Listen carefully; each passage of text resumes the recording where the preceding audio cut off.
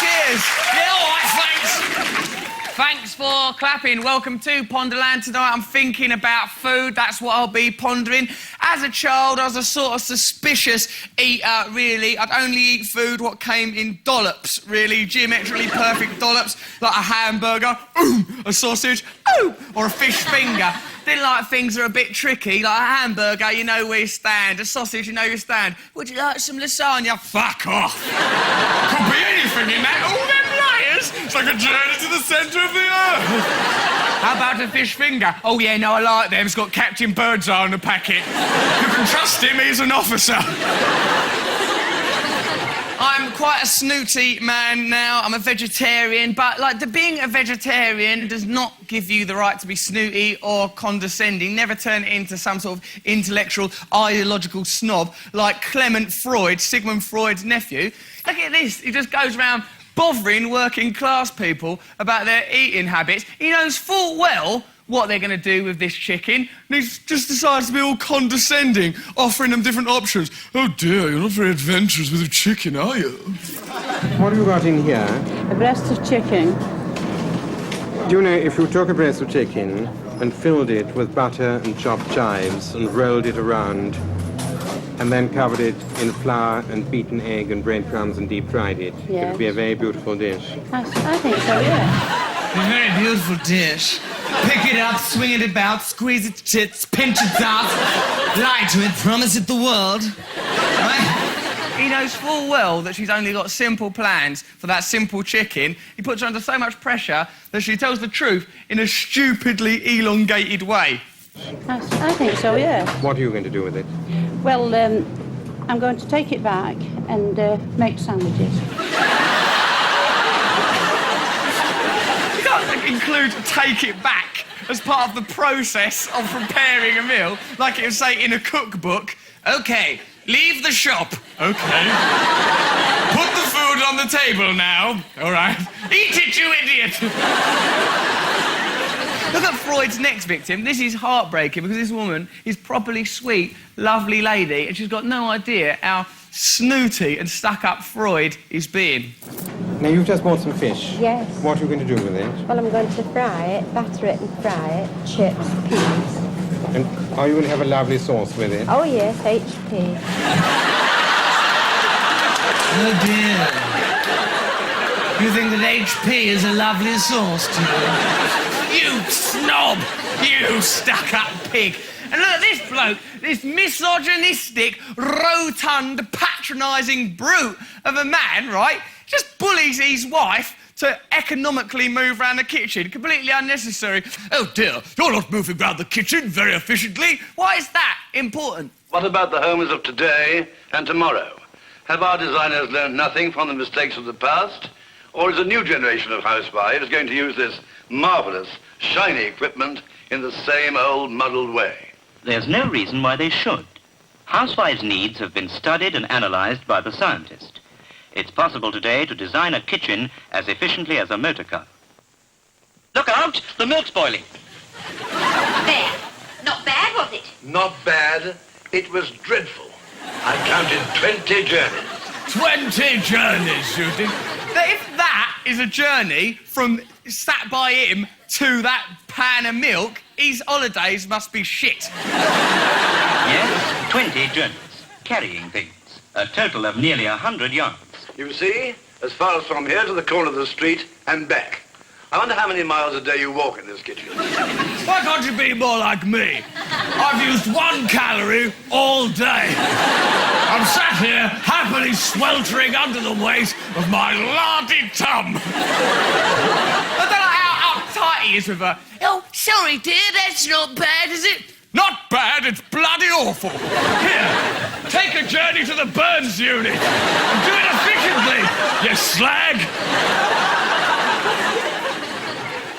The Second World War is defined by many things. It was the last ideological war, a clash between communism, fascism and democracy.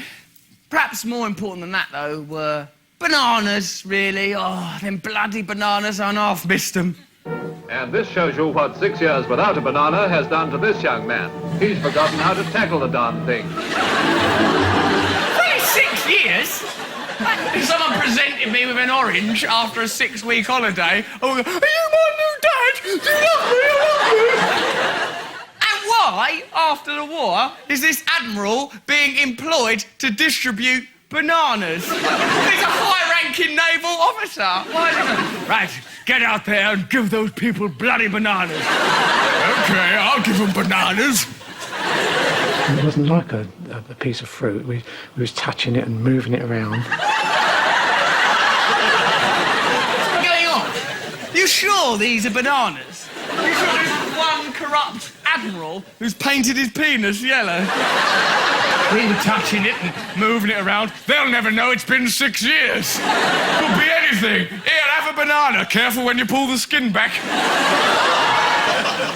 You've got to eat healthy. Don't just put any old filth down your body. Don't put too much stuff in you, though, because society is not tolerant of people who are a bit tubby or overweight.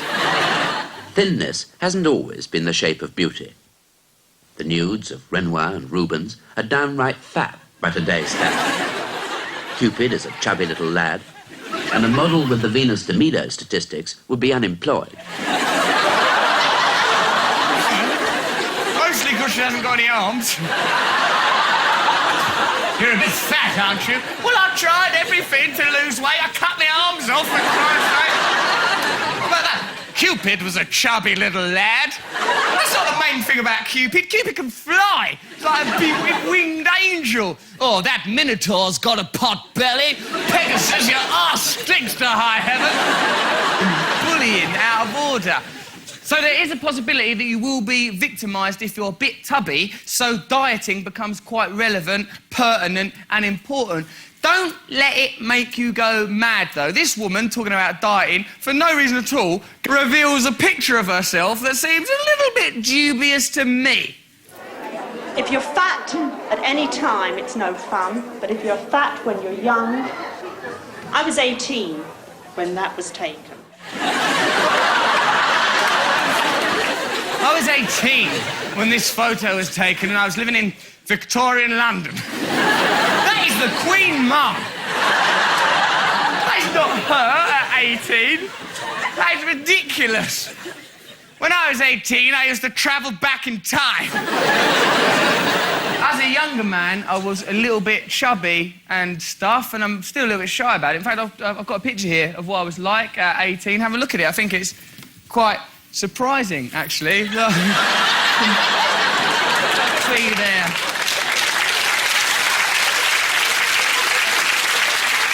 As an 18-year-old, I was a stout and portly steam engine owner. Actually, I was overweight as a child, and it's certainly no laughing matter. I did look like a cross between Tanita Tikaram and a Gamorrean guard from Star Wars. Here I am, there.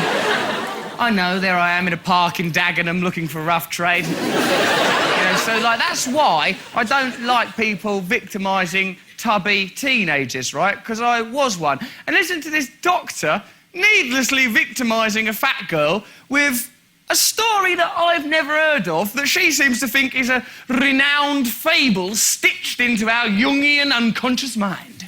How active are you at the moment? Well, I don't know, we go out with friends, you know, we start running about and things like that, you know. We go to discos and we do a lot of dancing. Do you? And you really do dance? Yeah. Are you good at dancing? I suppose so, I don't know. Do you think you dance as vigorously as everybody else? Yeah. Because they have this story that fat girls on a tennis court actually are stationary for 80% of the time, don't they? Yes. And I just wonder. That's not a story. And why is she laughing about the story of Smug Cow? Because they have this story, don't they, about a fat girl on a tennis court who's stationary 80% of the time. Oh, yeah, that's a good story. Yeah, there's Gulliver's Travels, Pied Piper, fat wheezing girl running after a bus. Listen to this survey. I don't know who's been helped by this survey or how it's been conducted, and if it happened, it's disgusting. What have I told you about eating bread? But being lectured to isn't the fat child's only burden. A survey among school children has shown that the fat child is rated lower than anyone else, even a crippled or a blind child, as a popular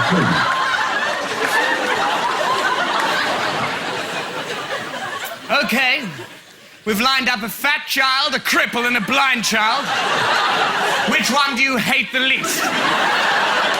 Spit at the one you hate least. Don't spit at all of them! See you after the break.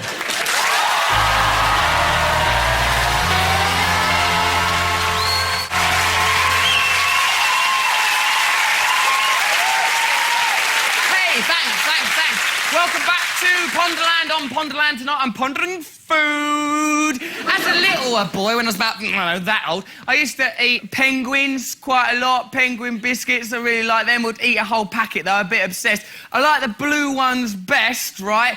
And then after I had the blue ones, then I will move on to the red. And finally, the green and yellow, never really acknowledging that all penguins are the same on the inside. And I think there's an important message there for all of us on the subject of racism. Underneath the wrapper, we're all very much the same. Pick up a prejudice, that's what I... Look at this old woman, right? This old woman who I think is some sort of refugee from Monty Python, not a normal person. Normal people don't behave like this. She's given some food, new food, exciting food. She enjoys it, then gets told what it is. Oh, God! Ah! Ah! There's that little bit there. It's very nice. Oh, it's cute. It's shark. It's what? Shark. See that shark there? It's part of that. Oh, look at that.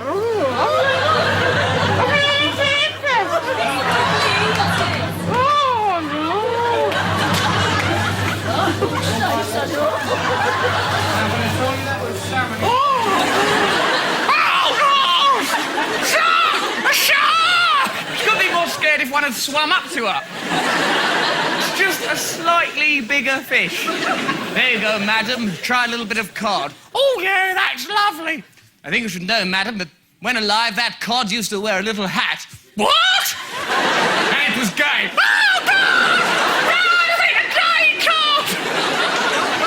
If you are going to start eating weird and unusual stuff, try and keep it to yourself. Don't ruin idyllic villages with your bizarre eating habits. And look at these dignified, lovely gentlemen sat round in a country pub talking about cheese, and it's really nice, and you really like it, what it is to be an Englishman. Then it gets spoiled by a disgusting tramp. Look at him.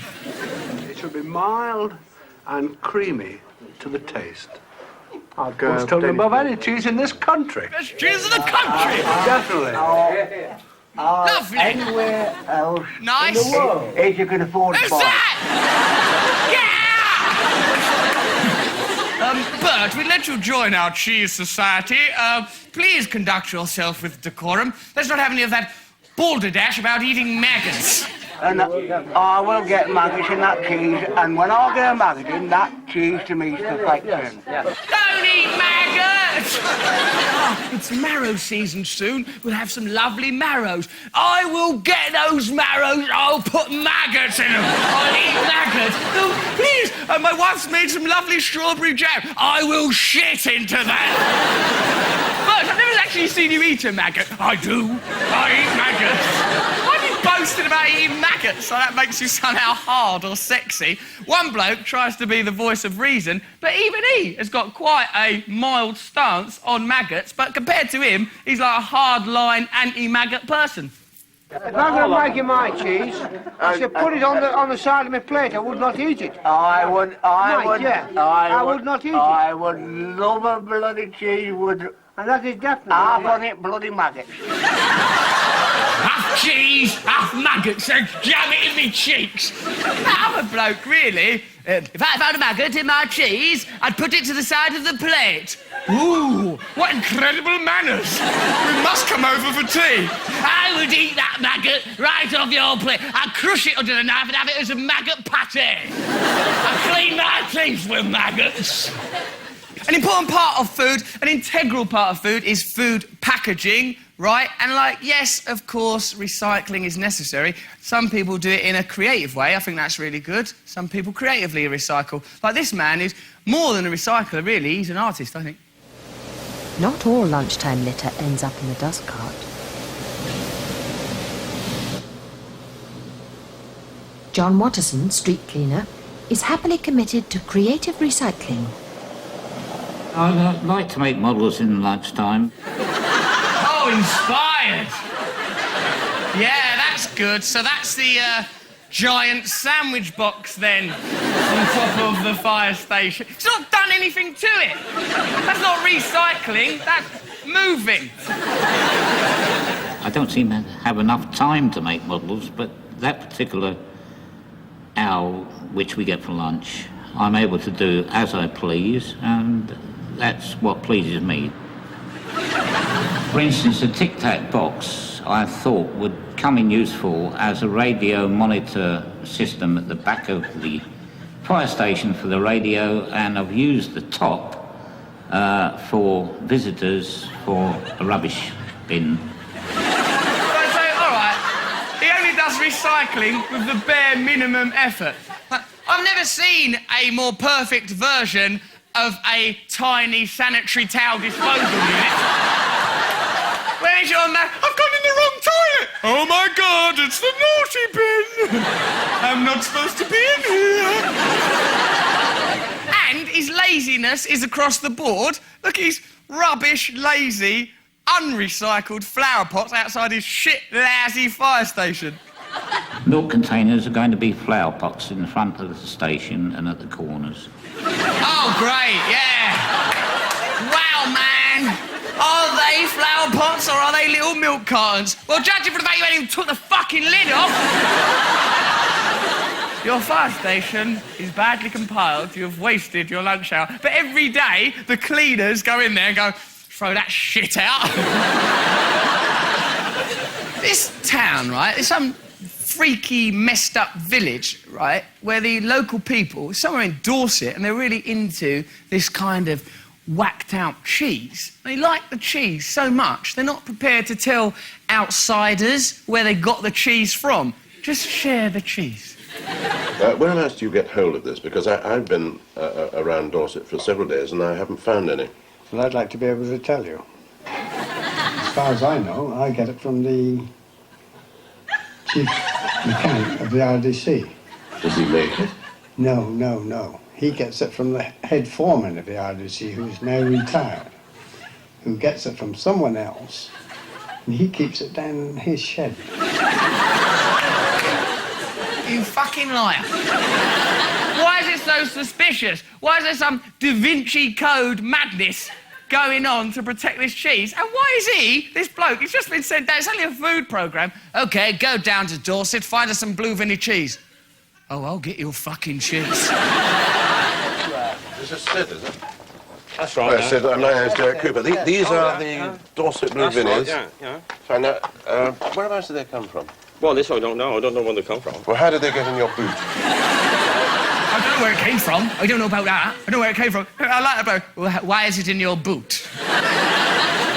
But this last bloke, he feels properly pressured because now the investigator has built a chain. He's got a few answers. He's got a few sources. He's got a few spies. He's done some espionage. He's closer to the truth. This bloke can't take the pressure and resorts to a very, very childish lie.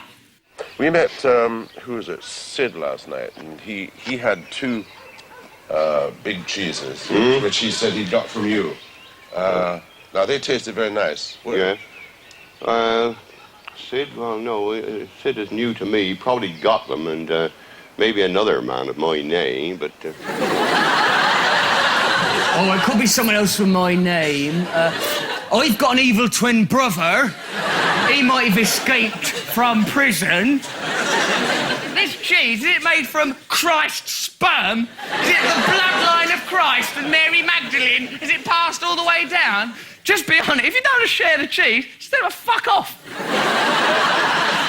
It's a crazy village of lying idiots. I think the most extreme thing you can do with dieting is eating human flesh, probably. And you know that Armin Mivers? Remember Armin Mivers? He put an ad out to attract someone that would allow him to eat them. He must have been charismatic, right? Because not only can he persuade people to come into his life and let him kill them and eat their cock, with garlic. That's what he did. It's like, you know, that's an extreme bit of eating, right? He's managed to maintain the friendships he had, and when they go on a fishing holiday, they sort of debate whether or not to bring Armin with them on a tiny, isolated boat. Shall we take him? Shall we take him on the little boat? Let's think about this. I don't think that I'd sail with him again, because the trust is gone. Not just a little bit, but completely. Yeah, not a little bit, completely. I've completely lost trust in him since he killed that bloke and ate his cock. Ever since that day, I thought, something about you I don't trust. When it comes to planning a fishing trip, I will think long and hard before including you. Good. That is the right decision. It's a very sensible decision. I don't know if I could find any other sailors to go on a trip and help rehabilitate him. We might just go one more time and see what happens. We decided not to take him because of the cock eating. Why take on holiday with you on a fishing trip someone who might kill you and eat your cock? Even if there's a slender chance. Armin? Yes? Where's Gerald? Oh, Gerald, I don't know. I've not seen him. How was your meal? Gerald, delicious. I mean, delicious. But have they got a plan should anything go wrong? Yeah, OK, we're intelligent German men. It's the country of Schopenhauer, of Nietzsche. If anything goes wrong, we will use our minds. We will use plans. We will use philosophy to save us from a cock-eating cannibal. With 4 other men and only him on board, we are stronger and we could keep an eye on him. And worst comes to worst, we could always throw him overboard. Get out! Oh, let's give him one more chance. Give me one more chance. OK, let's help him back in. I wish I could. He has eaten my arms. Good night. Thank you very much.